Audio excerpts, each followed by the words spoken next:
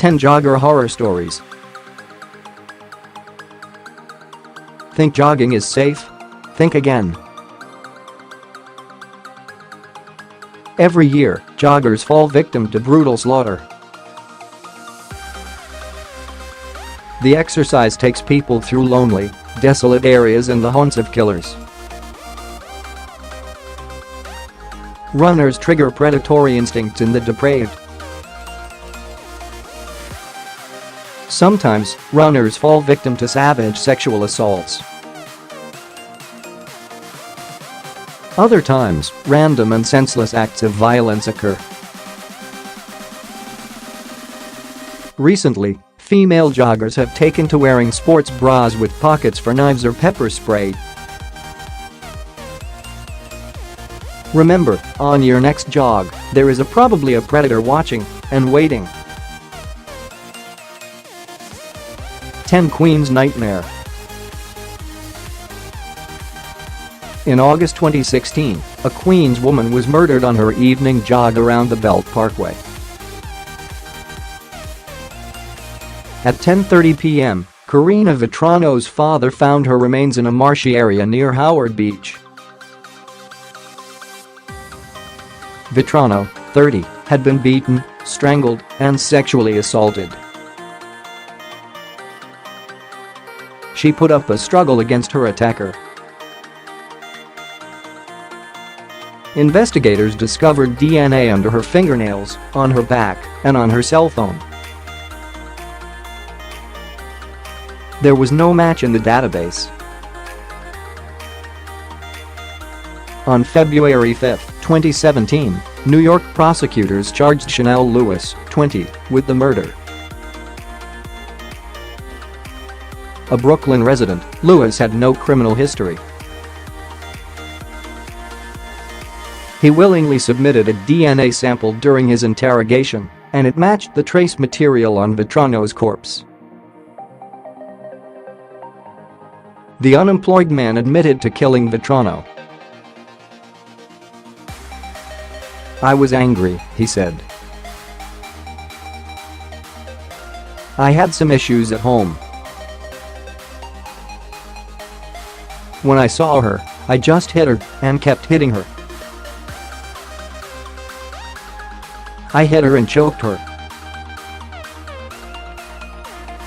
Despite his statements about assaulting Vetrano, Lewis refused to take responsibility for the rape. 9 mold cancer survivor. Craig Sitzma survived cancer, but a jog laid him low. In July 2014, 2 dogs mauled the 46-year-old metallurgist as he ran along a rural road. The cane corsos were loose and known to be extremely aggressive. Michigan prosecutors charged their owners, Valbona Lukic, 44, and her husband, Sebastiano Quagliata, 45, with second-degree murder. It was the first time that dog owners in Michigan had been charged for a fatal mauling. On July 14, 2015, Lukic and Quagliata were sentenced to 5 years in prison. The judge acknowledged that neither intended for the mauling to happen, but he could not imagine a more gruesome death. In a nation of over 75 million dogs, there are only about 30 fatal attacks in the US per year. Nationwide, there have been only 5 murder convictions for dog attacks since 1992. Sitzma's mother revealed that he jogged to keep the cancer away. He felt more comfortable running in the country. 8 Machete-Wielding maniac. On October 12, 2015, a Dallas jogger was hacked apart by a machete-wielding ex-football player. Dave Stevens, 53, was running along White Rock Trail when he was ambushed and repeatedly stabbed. Thomas Johnson, 21, called 911 to confess to the crime. Police charged Johnson, who revealed that he had chosen Stevens at random because Johnson was angry about a situation. Doctors diagnosed Johnson with schizophrenia in 2014, 2 years after he had dropped out of Texas A. Stevens' widow, 54, took her own life in November 2015. A physical therapist, Patty Stevens, had been married to Dave for 25 years. On October 19, 2015, she revealed the depth of her sadness to the Dallas Morning News. "Dave was the love of my life," she said, "and I am lost without him." During a welfare check, deputies discovered Patty on the floor of her garage next to a running car. 7. Mystery. In July 2016, a jogger was gunned down on a rural road in Michigan's Oakland County. A nurse at Providence Park Hospital, Ally Brugger, 31, ran the same 16-kilometer, 10-mi route every day. Typically, she would wear headphones and mind her own business. Brugger was running along Fish Lake Road in Rose Township when she was shot multiple times. She collapsed on the front yard of a nearby house, where the inhabitants called 911. Michigan State Police are still searching for a suspect in this case. While they typically receive up to 700 tips on a murder investigation, Brugger's slaying has elicited only 70. Investigators are still searching for a light-colored, four-door sedan that was spotted on Fish Lake Road between 2 p.m. and 3 p.m. the day Brugger was murdered. Although authorities have little to go on in this case, they believe that Brugger knew her killer. 6. Vanessa Market. In August 2016, a New Yorker was murdered while on a jog in Princeton, Massachusetts. Around 1 p.m., Vanessa Market, 27, set off on a jog. Hours later, her family reported her missing. At around 8 p.m., her remains were recovered in a wooded area. She was naked and partially burned. Investigators revealed that she had been sexually assaulted and then set on fire. A Boston University grad, Market was a Google account executive. A neighbor revealed that the wooded area along Market's Run provided excellent cover for the killer to ambush and drag her quickly out of sight. Investigators believe that Market may have injured her attacker. Foreign DNA was found on Market's remains. However, authorities have not been able to match the DNA to anyone in the database. They are also searching for an SUV that was in the vicinity at the time of the murder. 5 bored teenagers. In April 2015, an Oklahoma teenager was found guilty of murdering a jogger.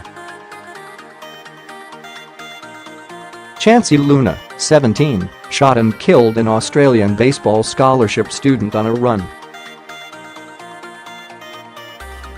The prosecution alleged that he had pulled the trigger. The defense insisted that he only meant to scare 22-year-old Christopher Lane. Michael Jones, 19, the driver, pleaded guilty to second-degree murder. He is serving a life sentence with the possibility of parole. James Edwards, 17, received a charge of accessory after the fact for testifying in Luna's trial. In June 2015, an Oklahoma judge sentenced Luna to life in prison without parole. The teens revealed that they had murdered Lane because they were bored. The appeals court rejected the judge's decision of life without parole. Instead, the appeals court decided that the juvenile's chronological age and its hallmark features, among them immaturity, impetuosity, and failure to appreciate risks and consequences, were not taken into account during sentencing. For 1995 Central Park cold case. On September 17, 1995, a Brazilian immigrant was savagely murdered while she trained for the New York City Marathon in Central Park. Police revealed that Maria Isabel Pinto Montero Alves, 44, had been killed by a blunt object, perhaps a baseball bat or a pipe. The police developed a suspect named Adolfo Martinez. He was a can collector and drifter with previous arrests, including one for rape. However, he was never charged. After the 2016 murder of Queens jogger Karina Vetrano, Lieutenant David Nilsson reopened the Alves cold case. The 1995 investigation was basically solved. Martinez was the murderer.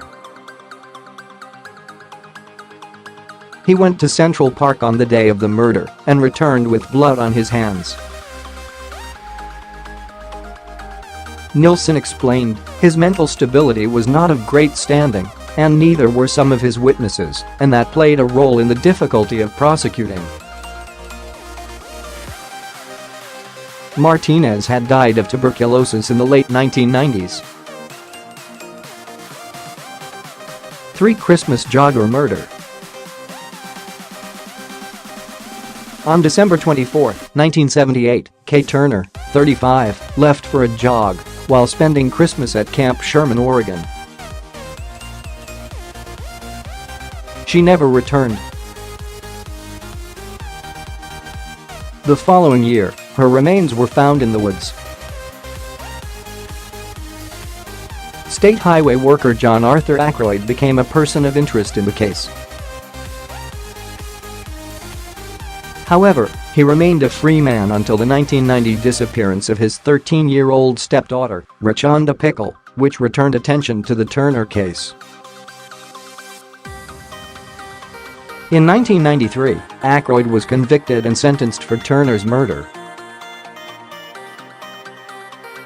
In November 1993, Roger Dalebeck was also convicted of Kay Turner's murder. Beck and Ackroyd had worked together for the Highway Department. Beck's ex-wife, Pam Beck Ramirez, revealed that Roger had threatened her with the same fate as Turner if Pam did not lie to the police. Pam also claimed that Roger often bragged about Turner's murder, especially when drunk. In December 2016, Ackroyd was found dead of natural causes in his cell at Oregon State Penitentiary. To Raytown jogger. On May 13, 2012, a 60-year-old jogger was gunned down in Raytown, Missouri. Before dying, Harry Stone revealed to an anesthesiologist that 2 black men with dreadlocks had shot him from a passing car.